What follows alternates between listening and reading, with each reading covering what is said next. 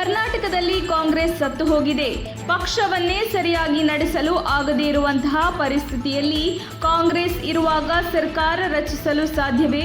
ಚುನಾವಣೆಗೂ ಮೊದಲೇ ಕಾಂಗ್ರೆಸ್ ಸತ್ತು ಹೋಗಿರುತ್ತದೆ ಎಂದು ಬಿಜೆಪಿ ರಾಜ್ಯಾಧ್ಯಕ್ಷ ನಳಿನ್ ಕುಮಾರ್ ಕಟೀಲ್ ವ್ಯಂಗ್ಯವಾಡಿದರು.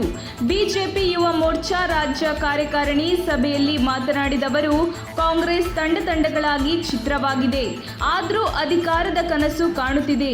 ಅದು ತಿರುಕನ ಕನಸು ಅಂತ ಕಾಂಗ್ರೆಸ್ ನಾಯಕರಿಗೆ ಗೊತ್ತೇ ಇಲ್ಲ ಎಂದರು. ಕಾಂಗ್ರೆಸ್ನ ಸಿದ್ದರಾಮಯ್ಯ, ಡಿಕೆ ಶಿವಕುಮಾರ್ 2 ತಂಡಗಳಾಗಲಿವೆ. ಕಾಂಗ್ರೆಸ್ಗೆ ಭವಿಷ್ಯವೇ ಇಲ್ಲ. ಅಲ್ಲಿನ ಕಾರ್ಯಕರ್ತರನ್ನ ನಾಯಕರನ್ನಾಗಿ ಮಾಡಲೇ ಇಲ್ಲ ಎಂದು ಅವರು ಕಾಂಗ್ರೆಸ್ ವಿರುದ್ಧ ಕಿಡಿಕಾರಿದರು. ಪಂಚರಾಜ್ಯ ಚುನಾವಣೆಯಲ್ಲಿ 4 ರಾಜ್ಯಗಳಲ್ಲಿ ಅಭೂತಪೂರ್ವ ಬಿಜೆಪಿ ಗೆಲುವು ಕಂಡಿದೆ. ಇದರಿಂದ ಕಾಂಗ್ರೆಸ್ಗೆ ಭಯ ಶುರುವಾಗಿದೆ. ಕಾಂಗ್ರೆಸ್ ಇಡೀ ದೇಶದಲ್ಲಿ ತಿರಸ್ಕರಿಸಲ್ಪಟ್ಟಿದೆ. ಅಧಿಕಾರದಲ್ಲಿ ಇದ್ದಾಗ ಯಾವುದೇ ಕೊಡುಗೆ ನೀಡದಂತಹ ಕಾಂಗ್ರೆಸ್ ಭ್ರಷ್ಟಾಚಾರ, ಭಯೋತ್ಪಾದನೆ, ಪರಿವಾರವಾದವೇ ಅದರ ಕೊಡುಗೆಯಾಗಿದೆ.